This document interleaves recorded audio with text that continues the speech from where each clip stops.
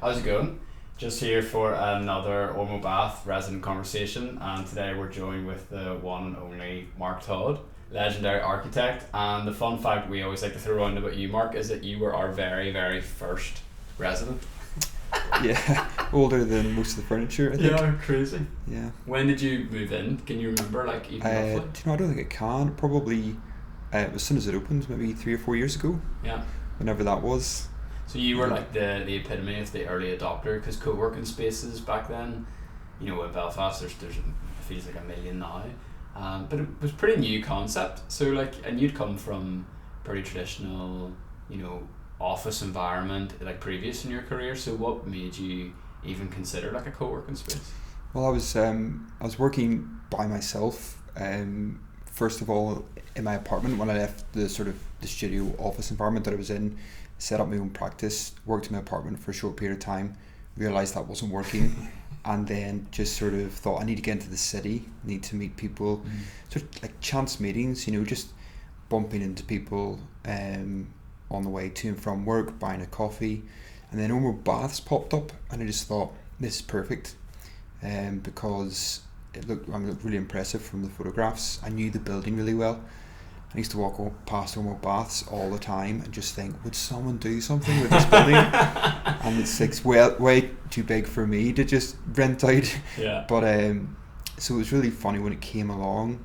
I sort of latched straight onto it. I've always loved the building, and then I met the Ormeau Baths team and the sort of spaces available, and I pretty much signed on the dot. I was like, great. It was just so refreshing to see it in Belfast, so I was straight in there. Yeah, that's cool. I mean, what's also interesting about your story is you kind of realized the pros and cons of working from home like way before something like, you know, a global pandemic hit, and you've kind of had to go back to that a little bit, like during lockdown. Like, what was the feeling like whenever you came back to Ormeau Baths, or what did you miss about being in this sort of environment? I was kind of fine working at home, and to be honest, I didn't think that I missed it. But the first day I cycled in, when it opened up again, I was just like, this is a whole new world, and I realised how much I'd kind of been missing. Yeah. You know, I was kind of fine, luckily, over lockdown, a nice office space at home, by the garden and stuff, so really can't complain. But coming back in, and again, like, it's those chance meetings that you meet people in passing, and sometimes it's just sort of you become friends, but also like it can lead to other opportunities, and so being out and about is kind of surely essential for anyone's work. Yeah. Also the address as well, like just sort of, you know, previously before the pandemic, and I worked from my apartment. When you give out your address, it's sort of like apartment 4. And just never really felt kind of, you know, professional enough. So, yeah, really enjoyed and sort of really amazed to see the difference that I didn't quite expect when I came back after the pandemic. It was just great to be back, you know. Yeah, it adds like really nice credibility. Even because, you know, you put your address on your website and you put your map, and obviously the reputation and even the name of Ormeau Baths, like it's such a good clout here that you immediately are like, oh yeah, like decent, check me out. Yeah, it's a lovely name, and the building's very interesting. I think that kind of, you know, the environment that we work on, or not even the environment that we work in, but like our environments kind of shape us. They shape how you behave and things, and you know, I suppose the antithesis would be, you know, a polystyrene sort of Ricky Gervais office kind of that's right. You know, photocopier. What do you call those like low ceilings? A polystyrene suspended ceiling. Suspended ceiling, that's what. And there's like, you know, so that, you know, if you spent your whole life there, you know, it surely will have some impact on you. And here it's just big open spaces, people coming and going, lots of light. It's really sort of formal but relaxed at the same time. You know, so it's a really lovely feel about it all. That's cool. Yeah. So I mean, talk to me about your practice itself. Yeah, well, I'm a one-man band. I'm an architect, and I work on a whole host of different projects. To date, it's mostly been private houses, some housing developments. I did an art gallery refurbishment, also a couple of fun food kiosks which have got a lot of traction. And what else? I worked on a cinema cafe briefly, so a whole host of things, and I really sort of do it all here from the Ormeau Baths, and they're nearly all based in Belfast or certainly around Northern Ireland. So yeah, I'm just sort of architecting away in the corner with my fountain pen and stuff. And so awesome.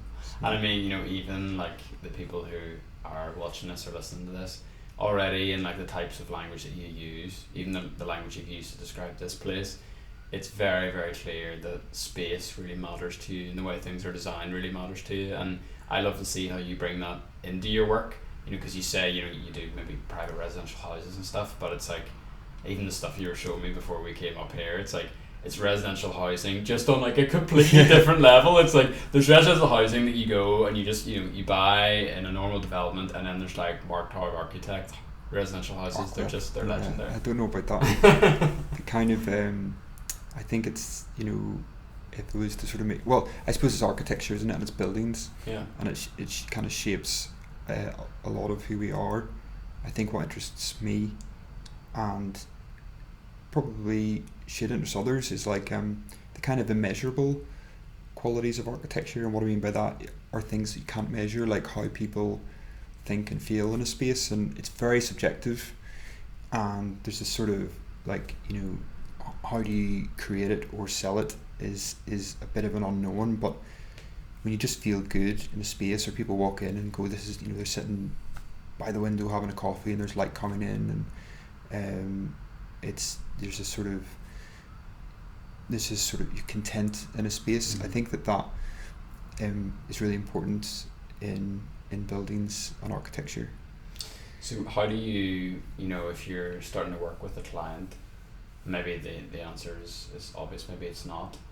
So so much of what you do is like selling an emotion or trying to convey the importance of like a feeling of a place. Yeah.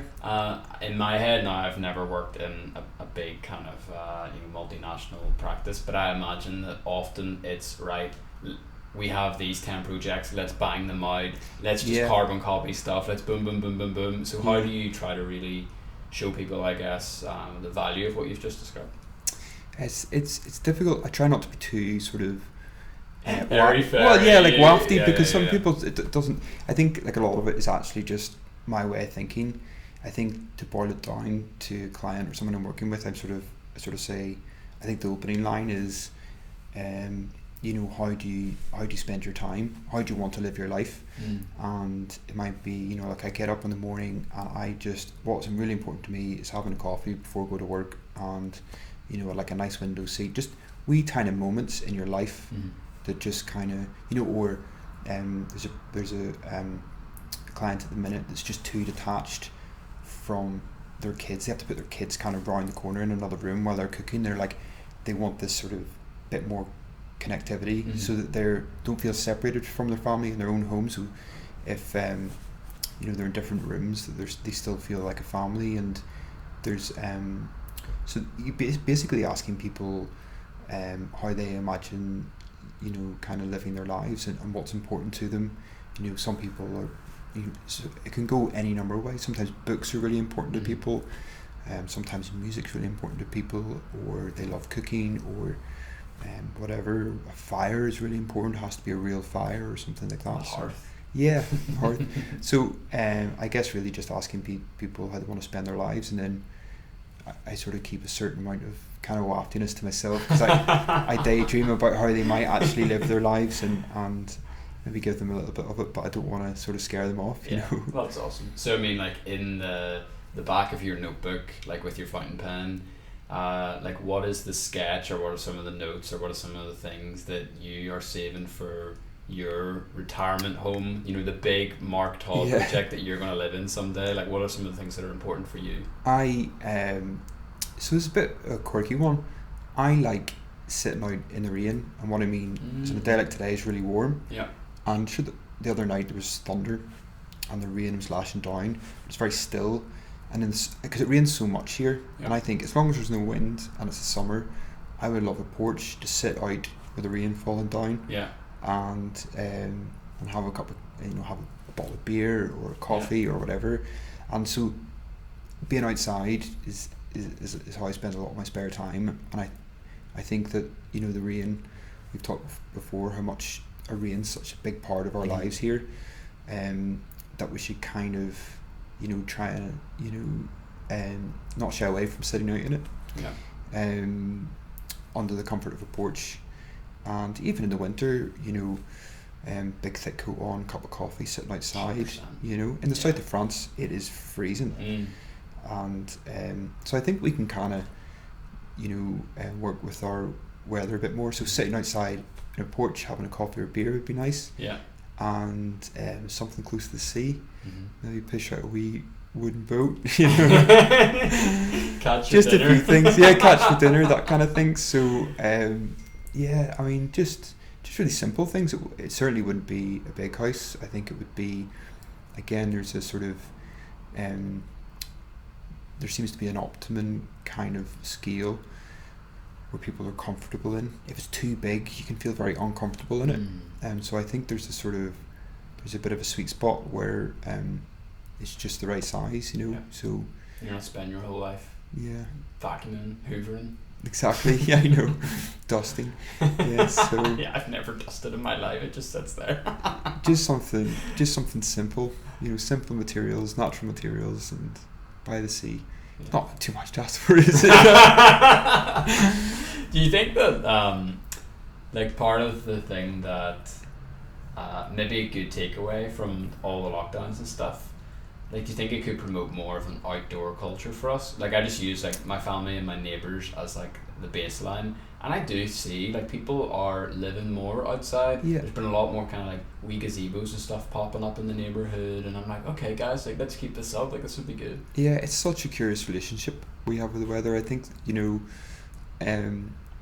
that we just sort of need to let a lot of it go and deal with it, because when the smoking ban came in, there was loads of outdoor spaces, but they turned into more than just smoking places. They turned into actually covered beer gardens, and there's so many pubs, I think the back of the Hudson and then the back of Lavery's had these really cool kind of urban gritty outdoor spaces where the majority of people hung out.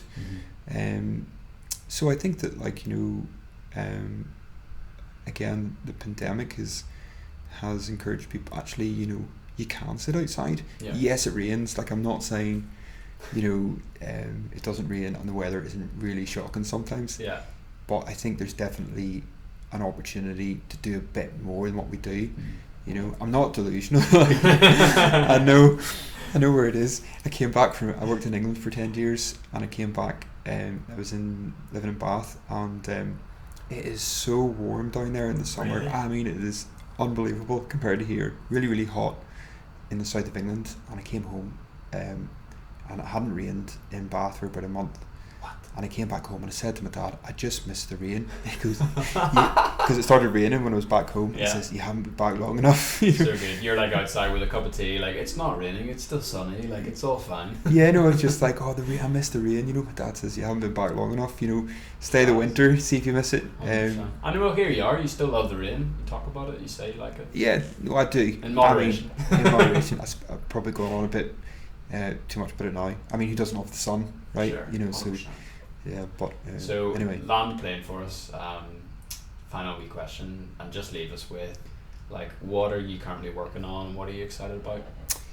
what am I currently working on? I'm working on a house for a really lovely couple in Saintfield at the minute, and we were talking about the things we talked about today, how they want to spend their lives, and aside from that, a really lovely housing development up the Antrim coast, a group of about 5 houses, a sort of collection of all the same that overlook the Irish Sea.